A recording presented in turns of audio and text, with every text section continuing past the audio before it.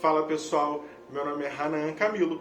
Se é a primeira vez que você está aqui nesse canal, seja muito bem-vindo. E a gente está fazendo um panorama dos livros do Antigo Testamento. Nesse vídeo eu vou falar sobre a fantástica história de Josué, do livro de Josué. Enquanto o nosso vídeo estiver acontecendo, eu vou deixar aqui em cima o card falando dos outros vídeos que a gente já fez, do Pentateuco, de Gênesis a Deuteronômio. Então acompanhe os outros vídeos também do Pentateuco para você ver como é que aconteceu até a chegada do livro de Josué. Vamos lá? Josué é o livro que vem logo depois do Pentateuco. Ele é a transição de Moisés para Josué. A gente não tem certeza de quem escreveu o livro de Josué, mas há relatos que pode ter sido um ancião que viveu na época de Josué e continuou vivo após a morte dele e pegou o próprio material que Josué escreveu e botou os relatos no livro dele até aonde ele estava vivo e concluiu depois da morte dele. O livro de Josué é dividido em duas partes quase iguais. Primeiro, a conquista da Terra Prometida, que vai do capítulo 1 ao capítulo 12. E a segunda parte é a divisão da terra entre as tribos, que vai do capítulo 13 ao capítulo 24. O propósito do livro de Josué não é simplesmente ser um livro histórico, dando informações e dados tanto sobre as conquistas como a divisão da terra. Ele contém uma mensagem profética, lições e instruções para o povo, da liderança de Deus e da lealdade que ele exigia do povo. Josué é o personagem principal desse livro. Josué é um israelita, filho de Nun, da tribo de José. Josué nasceu no Egito e era jovem na época do Êxodo. Josué, o nome de Josué significa Yahvé é salvação.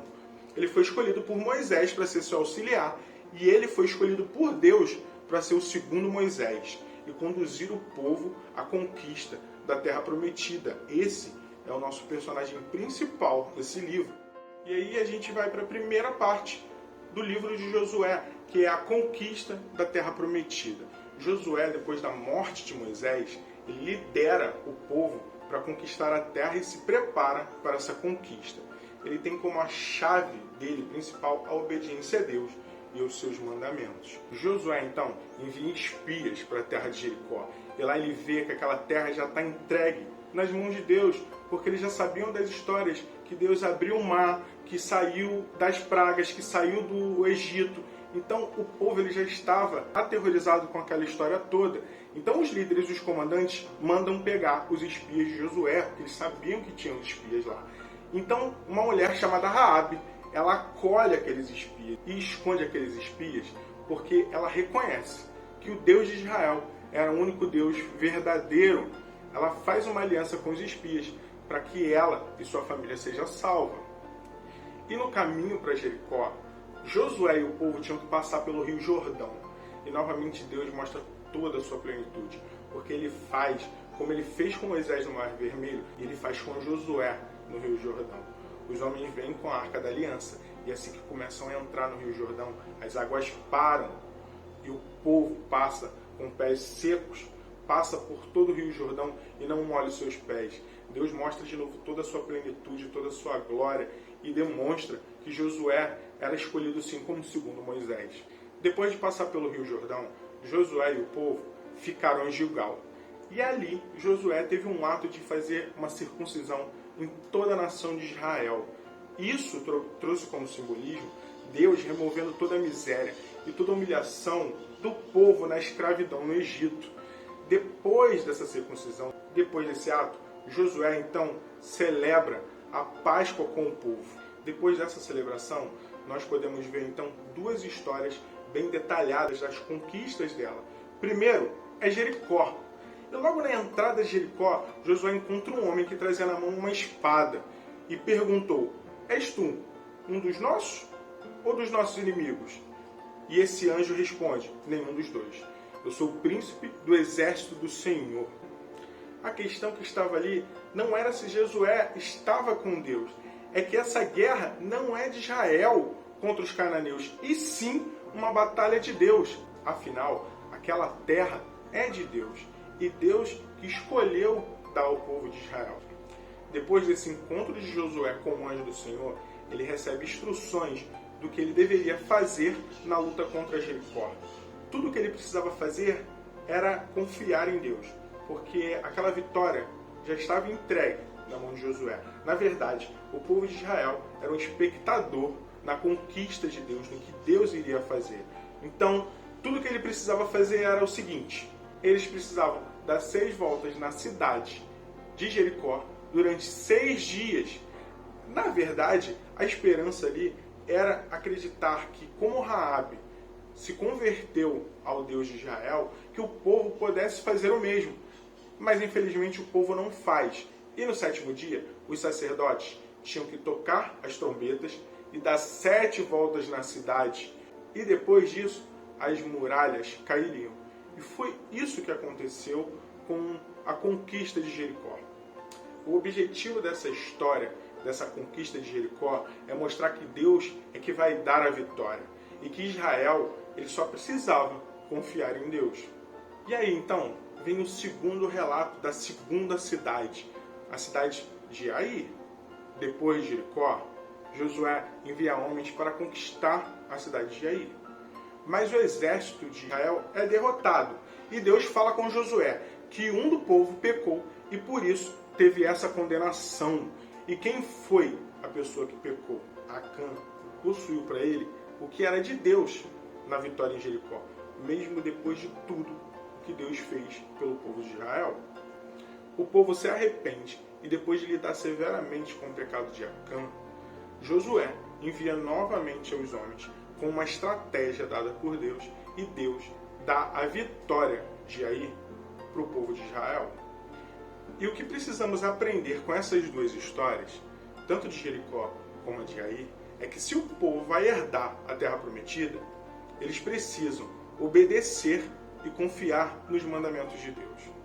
Logo depois, o povo de Gibeão monta uma estratégia com medo de morrer. E eles vão até o povo de Israel para poder criar uma aliança.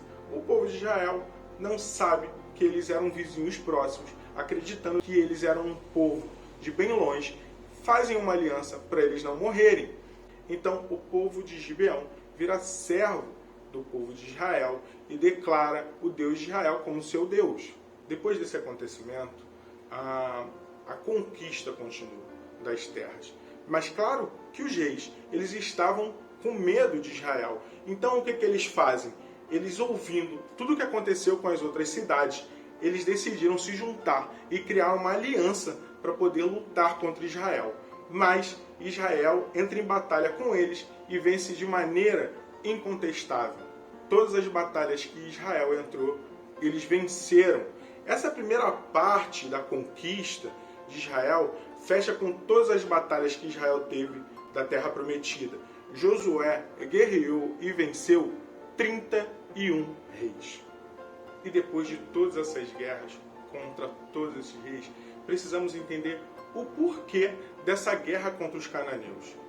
As principais razões que podemos ver, ela está nos livros anteriores no Pentateuco. Deus, ele quer estabelecer regras justas naquela região.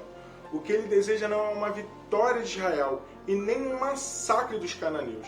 Ele deseja estabelecer uma ordem contrária ao que aquele povo fazia. Exemplo 1. A corrupção moral dos cananeus. Especificamente, quando se fala de sexo, a gente pode ver isso em Levíticos 18. Segundo, sacrifícios humanos e principalmente infantis, em Deuteronômio 12, do 29 ao 31. E Deus, ele não queria essas práticas no meio do seu povo. Aí você pode me perguntar, Deus destruiu totalmente os cananeus?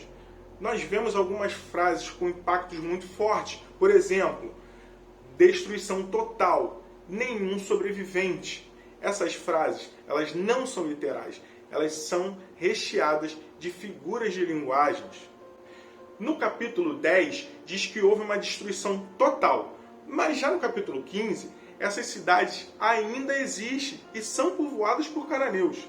Então, é um estilo narrativo e não literal, mostrando de maneira narrativa que o mal foi erradicado. Então, o que podemos ver na escrita do livro de Josué é um estilo narrativo e não literal, mostrando que o mal foi erradicado naquele lugar. Mas os cananeus podiam se converter ao Deus de Israel, assim como Raabe e sua família e o povo de Gibeão. Veremos mais para frente o povo dos cananeus em outros livros e histórias da Bíblia. Depois disso a gente vai ver em 1 e 2 Samuel, nós veremos alguns povos dos cananeus. Então, não foi essa destruição total na maneira da escrita narrativa que vemos no livro de Josué. E essas batalhas estavam limitadas àquele povo que vivia na terra de Canaã. Com todos os outros povos, Deus ordena que o povo de Israel busque a paz. E para poder fechar essa primeira parte, essas batalhas mostram Deus trazendo sua justiça contra o mal humano e como ele livrou Israel da aniquilação dos cananeus. Então vamos para a segunda parte do livro de Josué, a divisão da terra entre as tribos de Israel. Começamos a segunda parte com a divisão da terra para as tribos. Podemos ver como foi feita a divisão e as cidades e as áreas para cada tribo. Assim, vemos as promessas de Deus sendo cumpridas. Nenhuma promessa falhou. Tudo que Deus falou se cumpriu. Podemos voltar lá em Gênesis, quando Deus prometeu a Abraão que daria uma terra ao seu povo. E esse momento chegou. Nos capítulos 23 e 24, Josué chama o povo e a gente pode ver ele fazendo seus discursos finais, assim como Moisés fez em Deuteronômio. E ele vai lembrar o povo tudo que Deus fez, da saída do Egito até a terra prometida. E ele lembra o povo de continuarem fiel aos mandamentos de Deus. Ali ele está chamando o povo a uma obediência e uma fidelidade, pois assim Deus continuará abençoando aquele povo. Logo após isso, Josué morre. E é a partir dos próximos livros que veremos como foi o comportamento desse povo depois da morte de Josué. Espero ter ajudado vocês a entender melhor um pouco do panorama do livro de Josué, das suas histórias e do que a gente pode aprender com cada uma delas. Se você gostou, comenta aqui, deixa o seu comentário para saber que você ficou até o final desse vídeo, falando o que você mais tem dúvida sobre o livro de Josué, o que você mais gostou, o que você mais aprendeu. Fala um pouquinho da sua experiência com esse livro, ou se você não tem essa experiência ainda e quer ter, deixa aqui nos comentários para a gente poder saber e melhorar cada vez mais os nossos panoramas dos livros da Bíblia, ok? Se você gostou e achou um conteúdo importante e necessário, compartilha com alguém, compartilha no seu WhatsApp, no seu Facebook, no grupo da sua família, compartilha para aquele amigo que talvez está lendo Josué e não está entendendo tão bem. Então, para que esse conteúdo possa chegar para outras pessoas e a gente possa aprender cada vez mais sobre a palavra do nosso Deus. E em breve continuaremos com o próximo livro, que é Juízes. Continue acompanhando para a gente continuar aprendendo cada vez mais. Vamos ler?